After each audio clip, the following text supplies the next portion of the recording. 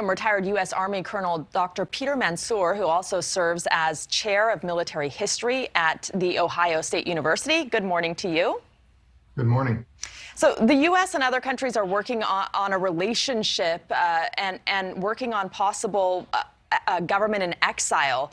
Could this be to set up a government in exile for high-ranking Ukrainian officials who so far have not left the country, but might do so if it gets desperate enough? Well, exactly. This war is going to go on. The Ukrainians are not going to give up their sovereignty and their liberty just because a Russian column has taken Kiev or Kharkiv.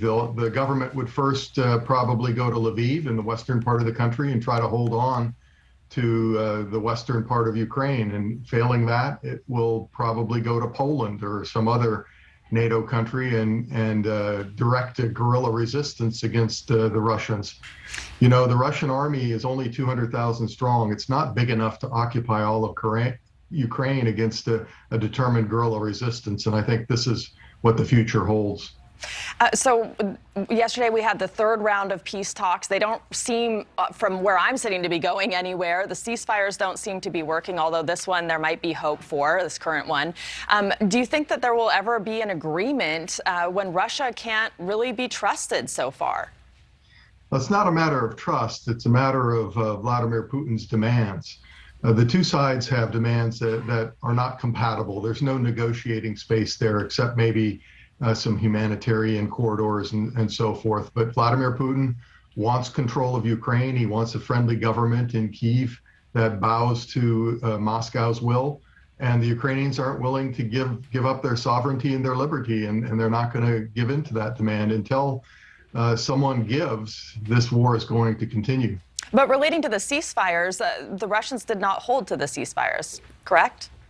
Yes, this is a problem, and we don't know whether that's a matter of the commanders on the ground not being informed, willfully disobeying the ceasefires, or there's or the Russians are saying one thing and simply doing another. So let's talk about actually within Ukraine, what will be left. I mean, what does it do to a country when you lose 2 million people in less than 2 weeks? That's a huge number. Well, the people will come back if there's peace. The bigger issue is Ukraine is going to take an enormous hit with infrastructure, with people killed. The war is going to have a devastating effect on Ukraine.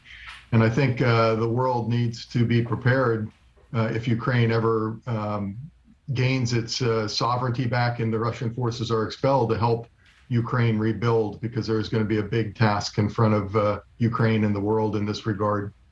And we know Putin has sent troops near Kyiv, the capital, but also the coastal part in the south of the country. Strategically, how important is that to both Ukraine and Russia? It's enormously important. Odessa is the last major seaport on the Black Sea that Ukraine has. It's the only place where it can ship goods out via the oceans, which is the most economical form of transportation. If the Russians take Odessa, then really, Ukraine is limited to rail lines that move through Moldova and Poland and other places.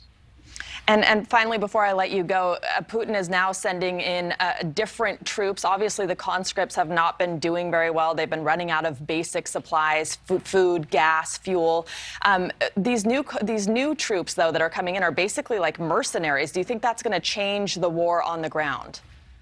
I don't think it'll change the war at all. The Russian army has proven not to be as competent as we thought it was. And it's really lacking in logistics, which is key to modern armored warfare. So this is a problem for the Russian army. They're going to have to sort it out. And in the meantime, they'll revert to what they did in Syria, massive firepower against urban areas, just trying to destroy them to force civilians out. Well, it's hard to watch. Dr. Mansoor, thank you for breaking it down for us. We appreciate it. My pleasure. Thank you so much for watching. Make sure to click on the red subscribe button below so you can get more of NewsNation's fact-driven, unbiased coverage.